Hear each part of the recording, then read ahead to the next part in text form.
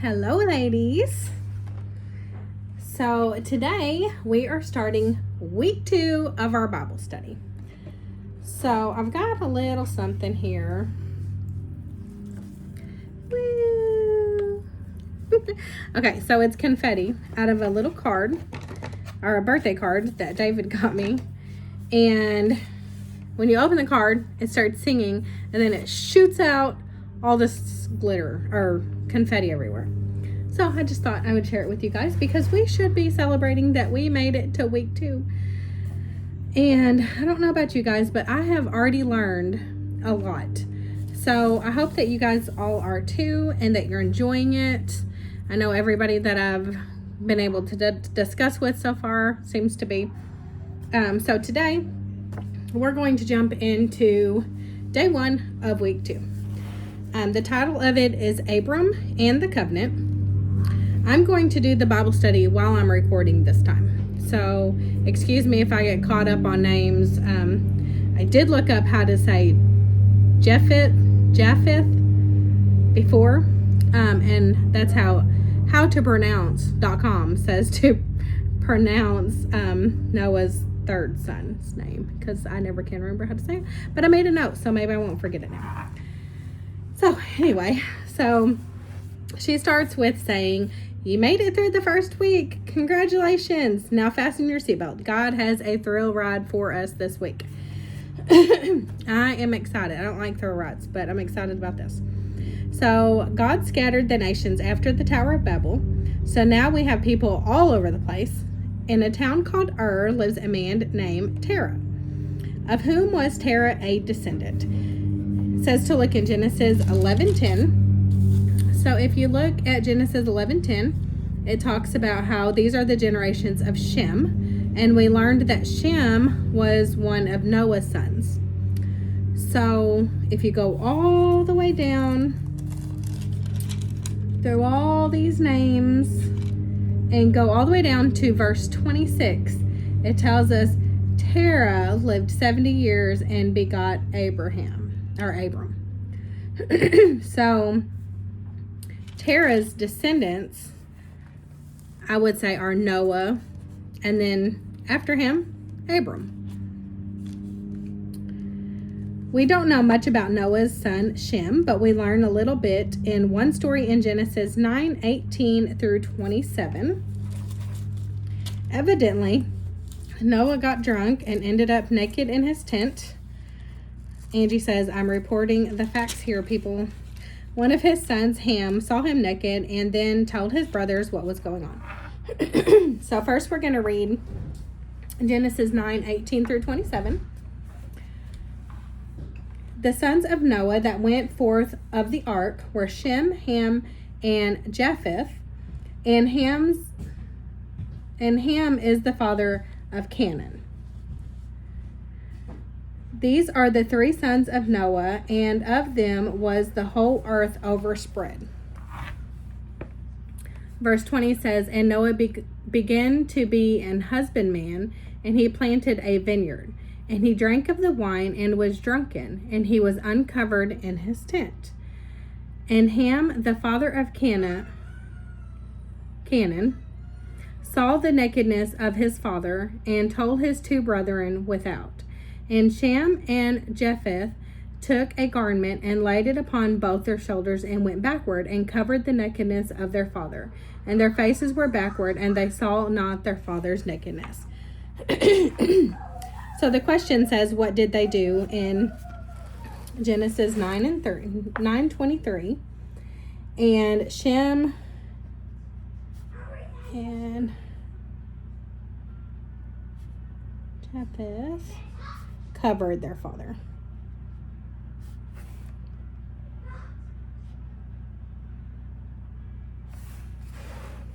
Well done, boys. Cover your drunk, naked dad and show him some respect. Shem was one of the good kids who got his dad's blessing after this incident. And several generations later, Terah was born in his family line. Read Genesis 11:31 and record the following.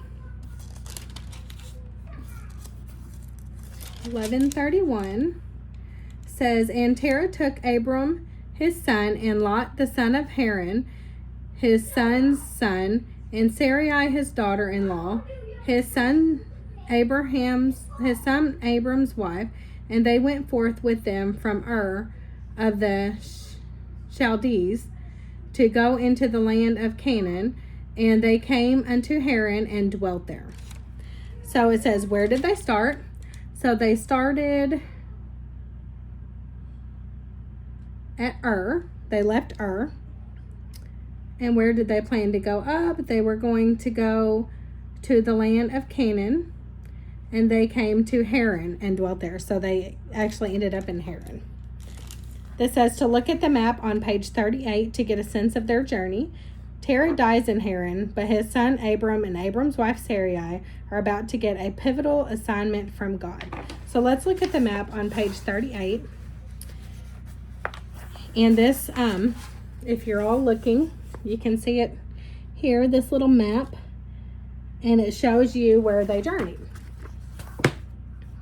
So it shows you that they were planning on going from Ur up to, or over to Canaan, but they went up into Haran instead. So it says, if this were a movie, the soundtrack music would crescendo right here. We're about to meet a guy God will use more than almost anyone else in the history of the world. Violinist, cellist, it's go time. Too bad I don't have a violin. You don't want to hear me play a violin, though. It would not be pretty. The call of Abram. Genesis 2 is one of the most important chapters in the entire Bible. If you miss what's happening in these few paragraphs, you can't fully understand the rest of the Bible. Intense, right? But also true. I bet you know his name, and you might even know a clever song or two about his sons. His name will change to Abraham, but at this point, it's still Abram. But it's so much more than that. Here in a short account of God's words to Abram, we see the first switch in the seamless story of God's love for a chosen group of people. Go ahead and read Genesis 12:1. Now the Lord had said unto Abram, get thee out of thy country, and from thy kindred, and from thy father's house, into a land that I will show thee. Who is speaking to Abram? God. Whom does he tell Abram to leave? He tells him to leave his family. He says to get out of the country and away from your kindred, away from your father's house. So he's telling him to leave his home. He's telling him to leave his father's house, his family. Where does he tell Abram he will end up? He does not tell him. He didn't tell him. So he instead of knowing where he's supposed to end up, he has to trust God through the whole journey to know what his next step is. Okay, so under that, perfect. Leave everything and go somewhere that I'm not exactly going to specify right this second. It says, dear control freak, it's time to go night-night for a little bit. If you're a control freak, that's very overwhelming. I am.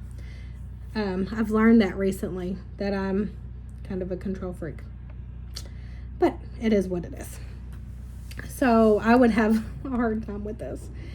But what does verse 2 tell us will happen? Let's see.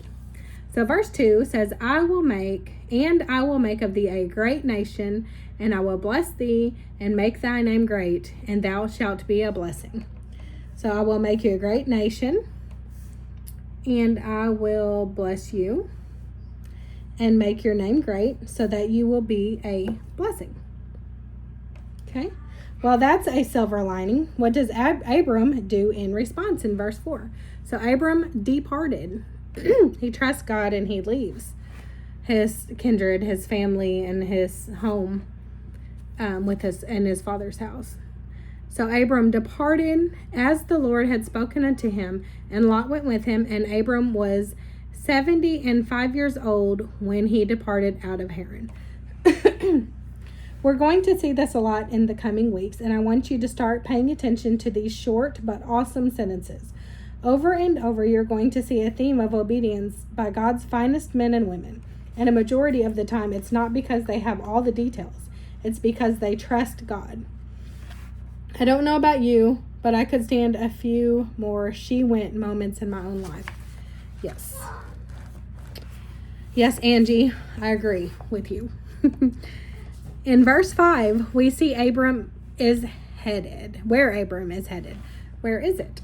So in verse 5 it says, Abram took Sarai his wife and Lot his brother's son, and all their substance that they had gathered, and the souls that they had gotten in Haran, and they went forth to go into the land of Canaan.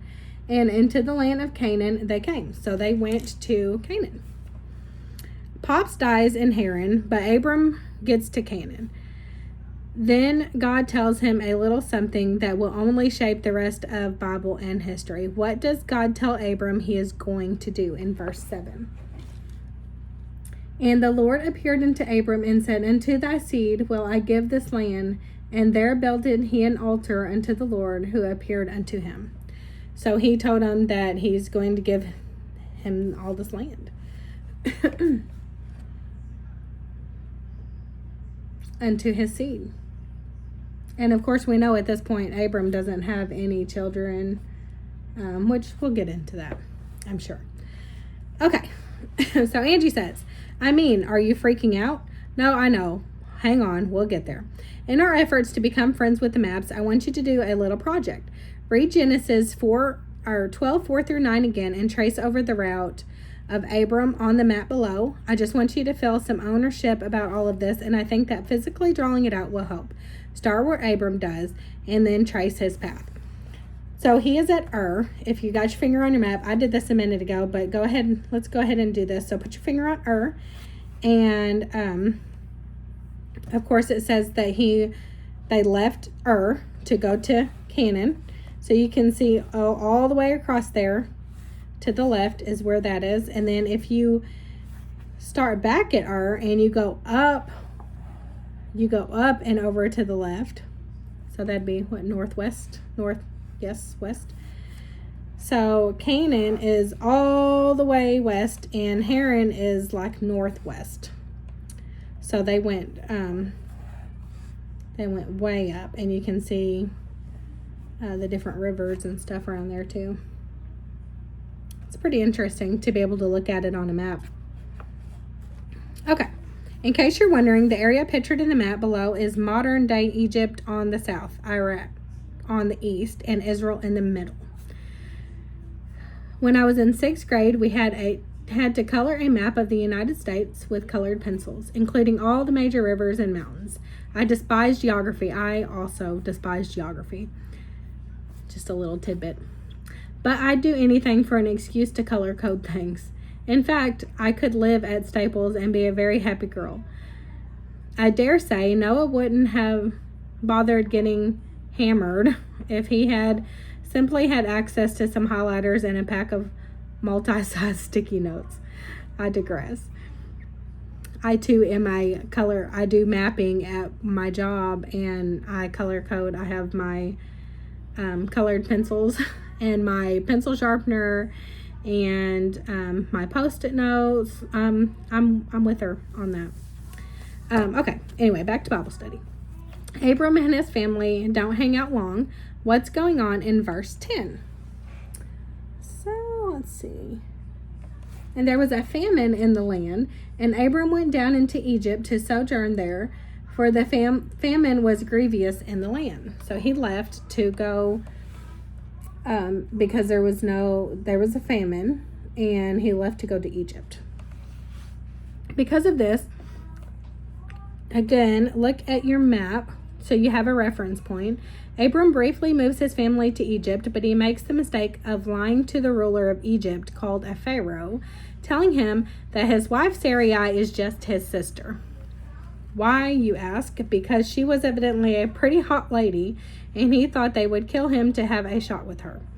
Turns out, pretending your wife is your sister is a bad idea. The pharaoh, ruler of Egypt, falls in love with the haughty Sarai and gets a tad annoyed when he realizes her brother is actually her spouse. He sends them out of Egypt. So they returned to Canaan. I don't know exactly what the soundtrack plays when we've lied about this sort of thing, but whatever it is, it's playing. For the record, I will say this. Abram wasn't totally lying. What does Genesis 20:12 reveal? Let's just go over to Genesis 20:12 and see what she's talking about.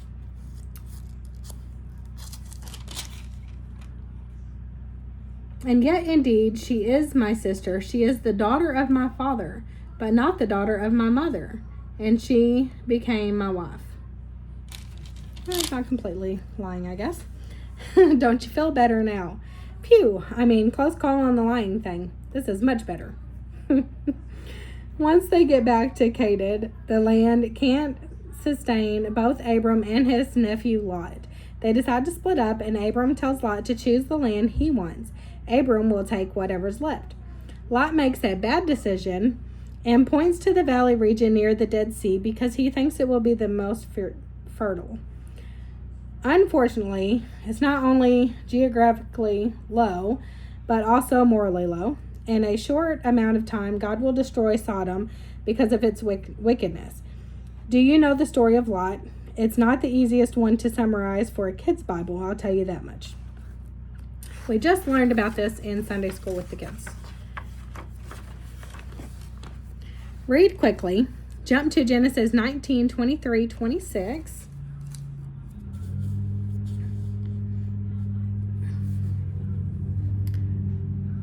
What does Lot's wife do, and what happens as a result? This is actually something we did in Sunday school too. The sun was risen upon the earth when Lot entered into Zorah.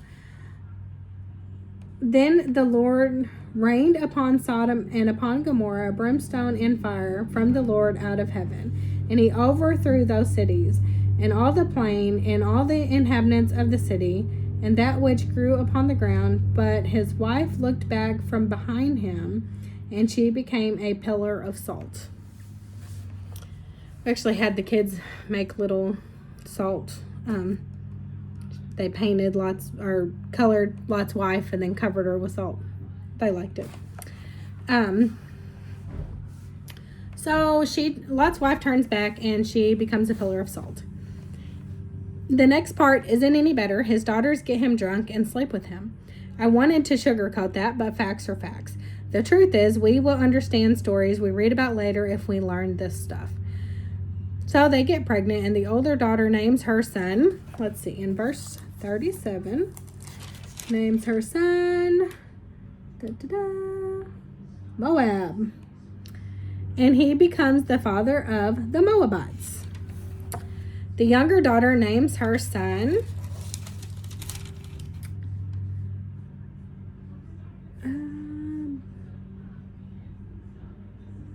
Benamai.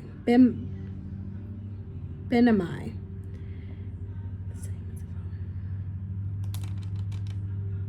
The same is the father of the children of Ammon unto this day. Children of Ammon. So it says, and the firstborn bare a son and called his name Moab. The same is the father of the Moabites unto this day. And the younger she also bare a son and called his name Benamai. And the same is the father of the children of Ammon until this day. Unto this day. Okay. Mom is Salt, and the dad is the father of their kids. Sorry, it took me a second to process what she's saying. Mom is Salt. So Lot's wife turns salt. And the dad is the father of their kids. So what a mess, huh? It might not be the best year ever for these girls. We'll hear of these families again, but just note that this is where they got their start. Go back to Genesis 15, where God establishes his covenant with Abram. A covenant is a promise, and that's what this is, but it's so much more. I know this is still unfolding, but Abram will become the father of the chosen people of God. They're special to him, and most of the Bible will revolve around them, so pay attention. In Genesis 15:5, what does God tell Abram will happen?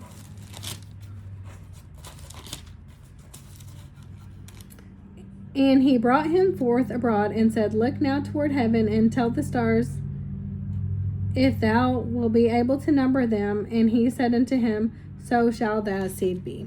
So he's telling him, you're going to have lots of children. Well, that's fantastic, but also unlikely because Abram has no children. Not to mention he is an old man. His wife Sarai is well past her childbearing years. This seems to be an impossible prediction. Yet God is abundantly clear, you will have children. Look at the actual process that God goes through to make this promise to Abram in chapter 15. Go ahead and read the chapter. Don't cringe, it's not long. After these things, the word of the Lord came unto Abram in a vision, saying, Fear not, Abram, I am thy shield and thy exceeding great reward. And Abram said, Lord God, what wilt thou give me, seeing I go childless, and the steward of my house is this Eliezer of Damascus? And Abram said, Behold, to me thou hast given no seed, and lo, one born in my house is mine heir. And behold, the word of the Lord came unto him, saying, This shall not be thine heir, but he that shall come forth out of thine own bowels shall be thine heir. And he brought him forth, excuse me. And he brought him forth abroad, and said, Look now toward heaven, and tell the stars, if thou be able to number them. And he said unto him, So shall thy seed be. And he believed in the Lord, and he counted it to him for righteousness. And he said unto him, I am the Lord that brought thee out of Ur of the Chaldees, to give thee this land to inherit it. And he said, Lord God, whereby shall I know that I shall inherit it? And he said unto him, Take me a heifer of 3 years old, and a she-goat of 3 years old, and a ram of 3 years old, and a turtle dove, and a young pigeon. And he took unto him all these things, and divided them in the midst, and laid each piece one against another, but the birds divided he not. And when the fowls came down upon the carcasses, Abram drove them away. And when the sun was going down, a deep sleep fell upon Abram, and lo, a horror of great darkness fell upon him. And he said unto Abram, Know of a surety that thy seed shall be a stranger in the land that is not theirs, and shall serve them, and they shall afflict them 400 years. And also the nation whom they shall serve will I judge, and afterward shall they come out with great substance. And thou shalt go to thy fathers in peace. Thou shalt be buried in an old age. But in the 4th generation thou shalt come hither again, for the iniquity of the Amorites is not yet full. And it came to pass that when the sun went down, and it was dark, behold, a smoking furnace and a burning lamp that passed between those pieces. In the same day the Lord made a covenant with Abram, saying, Unto thy seed have I given this land, for the river of Egypt unto the great river. Excuse me.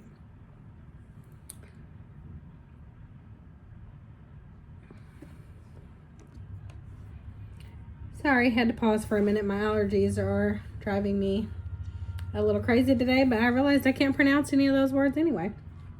So I'll just let you finish reading that.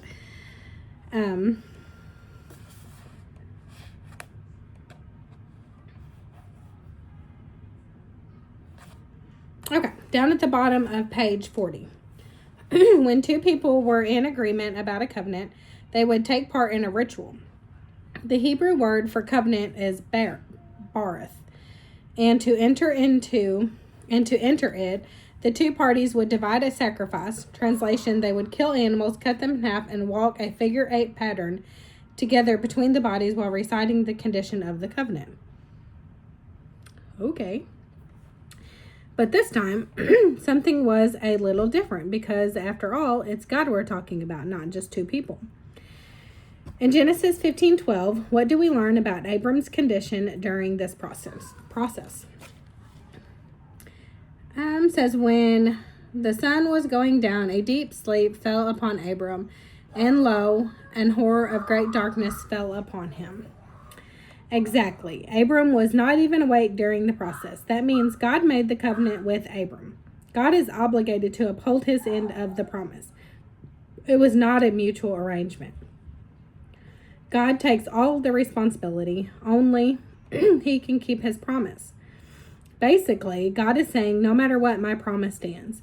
Abram didn't need to be a part of it because God's commitment to Abram was what mattered. Are you wondering why it's so important that God cut covenant with Abram? Are you thinking she really is belaboring this one little story?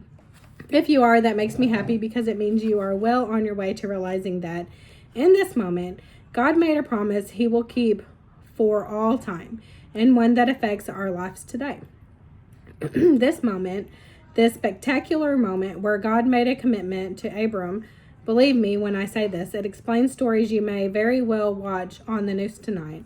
The legacy that began on the mountain between an imperfect man and a perfect God. Well, its repercussions spread into the crevices of our lives and faith, even as I write these words. Yes, it's that important. As we close for today, just know this. You've opened the book of promise, and you're on your way to learning how to understand the rest of it. In this lesson, we meet Abram, the man God would use to shape his story forever. Violinists, take a breath, but not for long, because we're going to need you again in a minute. That is all of day 1.